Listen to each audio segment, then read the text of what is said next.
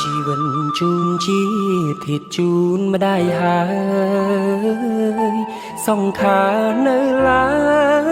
យតស៊ូលំខ្សែ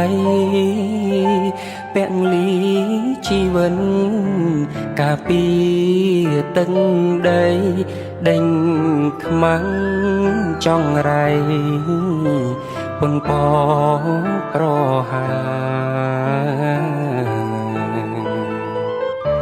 បើសិនខ្ញុំស្លាប់ព្រោះរឿងជីផ្ដាំអងផៅញីថាខ្ញុំស្នេហា